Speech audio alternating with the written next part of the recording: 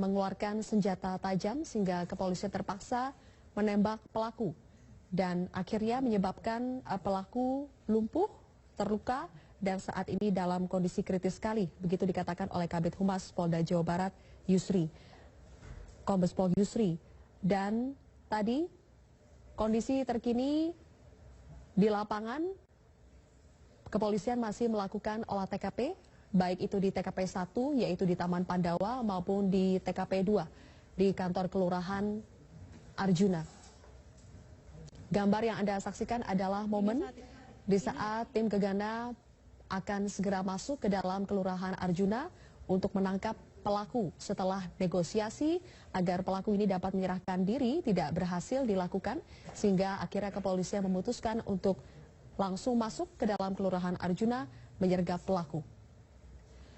Tadi kepolisian sempat mengatakan bahwa terduga teroris ini tidak membawa kartu identitas atau KTP sehingga tidak bisa diketahui siapa namanya, kemudian belum bisa diketahui siapa namanya dan juga sebetulnya beralamat di mana atau domisili tempat tinggalnya di mana. Dan tadi juga dikatakan oleh Kombes Pol Yusri bahwa sebetulnya terdapat 2 pelaku, ini berdasarkan keterangan dari warga yang melihat langsung. Ada 2 pelaku yang mengendarai sepeda motor, 1 pelaku yang mengendarai sepeda motor meletakkan bom panci di Taman Pandawa, kemudian melarikan diri, sempat dikejar oleh warga setempat, tetapi pelaku berhasil kabur. Kemudian 1 pelaku lainnya kabur ke Kelurahan Arjuna karena dikejar oleh masyarakat. Setelah terduga teroris ini masuk ke dalam kelurahan, dan di saat itu masih ada petugas kelurahan yang berjaga karena masih melakukan aktivitasnya, bekerja di sana. Tetapi untungnya ini berhasil dibawa keluar seluruh petugas kelurahan sehingga hanya tersisa pelaku di dalam. Dan pelaku juga sempat membakar sesuatu yang berada di kantor Kelurahan Arjuna. Pada akhirnya sekitar pukul 10 lebih waktu Indonesia Barat, kepolisian memutuskan untuk menyergap masuk ke dalam kantor Kelurahan Arjuna. Sempat terjadi baku tembak dan juga perlawanan dari pelaku. Pada akhirnya pelaku ini dilumpuhkan, ditembak.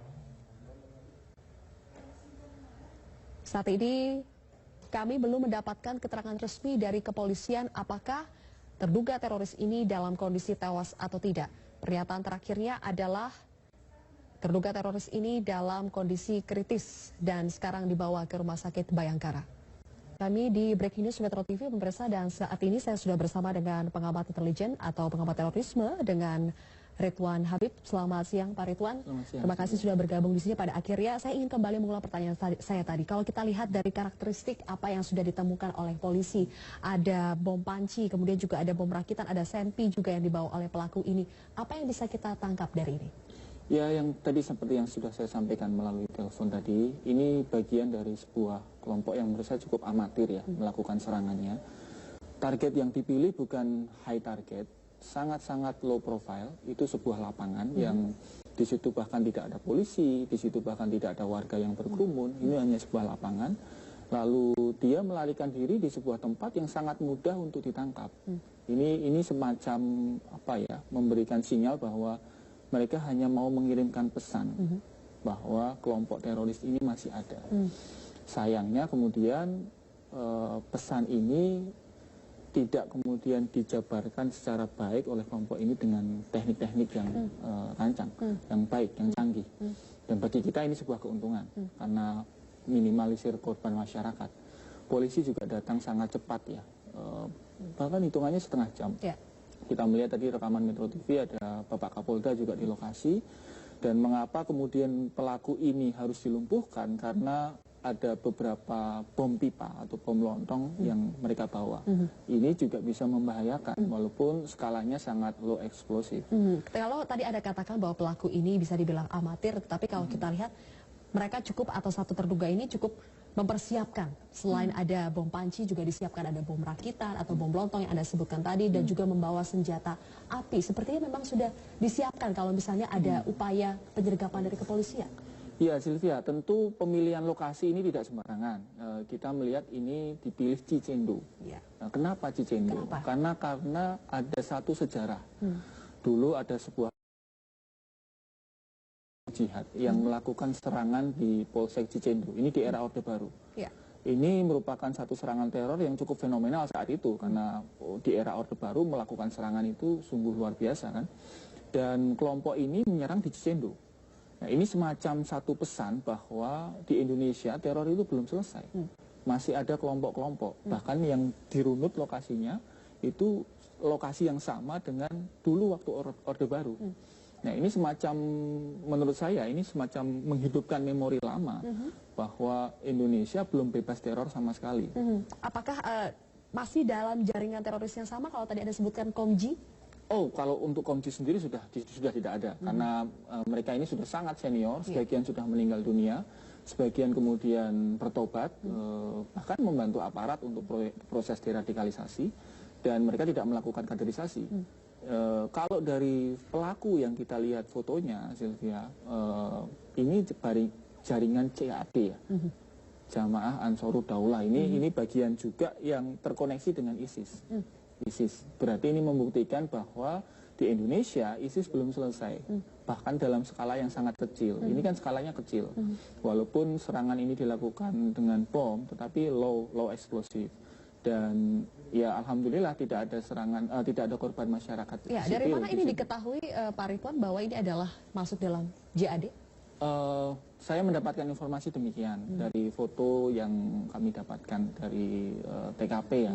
Tentu kita harus menunggu konfirmasi resmi dari kepolisian karena tentu mereka yang lebih berhak melakukan itu. Tetapi adakah karakteristik yang bisa kita lihat kalau dari jaringan ini karakteristiknya dalam melakukan teror seperti ini, kalau dari jaringan lain seperti ini?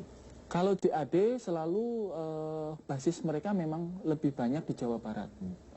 Saya tidak mengatakan bahwa masyarakat Jawa Barat ini ramah dengan kegiatan teror, tidak. Tetapi mereka kebetulan saja melakukan basis pengkaderan di Jawa Barat. Tasikmalaya, Kuningan, Cicendo, Bandung, Kabupaten Bandung, dan seterusnya. Kenapa Jawa Barat yang dipilih? Iya, karena ini basisnya dari pimpinan utama mereka, Ustadz Aman Abdurrahman, yang memulai dakwahnya itu dari Lapas Sukamiskin. Lalu mereka melakukan kaderisasi di Ciamis. Sayangnya kemudian Ustadz Aman tertangkap dan dipenjara sampai sekarang. Tetapi kaderisasi itu terus berjalan, terutama di Tasikmalaya, Majalengka, Bandung Barat, ya termasuk Cicendo itu. Dan sampai sekarang masih eksis ya? Masih.